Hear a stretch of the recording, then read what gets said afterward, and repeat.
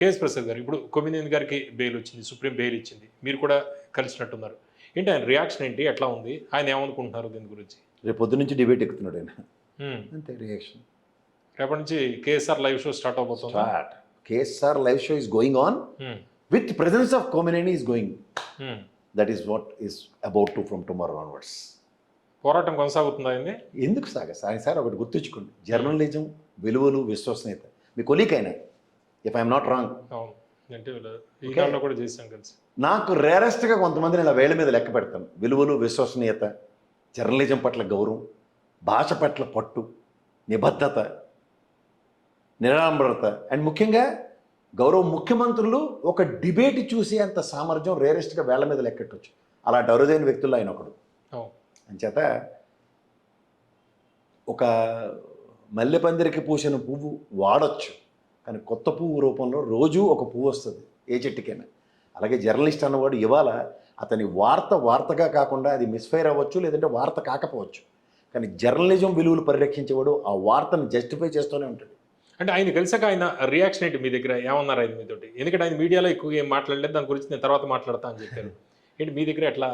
నా దగ్గర చాలా మనం ఇంకా జాగ్రత్తగా ఉండాలి, అంటే నాకే దిక్కు లేనప్పుడు మిగిలిన సంగతి ఏంటి అన్న కోణంలో కూడా ఆయన మాట్లాడాడు. అంటే నేను ఆయన 18 సంవత్సరాల డిబేట్లలో ఎక్కువగా ప్రభావితమైన వ్యక్తిని నేను. మీరు ఆయన కళానికి ఉన్న పవర్ కూడా తెలుసు. While is working as a journalist అని అన్నాడు. ఒక అవాస్తవమైన వార్త కానీ, లేదంటే ఒక అప్రస్తుతమైన మాట కానీ ఉదాహరించిన నేపథ్యం నేను ఈరోజు దాకా చూడలేదు.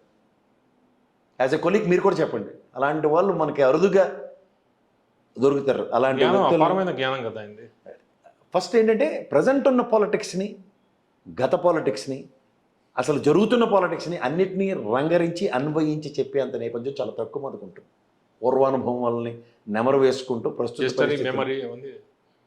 70 సంవత్సరాల మనిషికి అవన్నీ జ్ఞాపకండి. ఈ రోజుకి కూడా ఆయన తాడి చెట్ల నిలబడి సమాధానం చెప్తున్నాడంటే ఆ రోజు ఒక గెస్ట్ మాట్లాడిన మాటకి అతని మీద పడింది ఆ పెనుభారం. కానీ ఆ గెస్ట్ మాడిన మాటను నేను కూడా సమర్థించట్లేదు. తప్పే. ఇక్కడ నా రాజధాని అన్నది నా గౌరవం. అందులో 34,000 ఎకరాలు త్యాగం చేసిన రైతులకి మనం అట్లీస్ట్ మనం చేతనేం చేయాలి అంటే ఖచ్చితంగా రాజధానికి ఆ పదంతో జోడించి మాట్లాడడం, ఉచ్చరించడం కూడా తప్పు.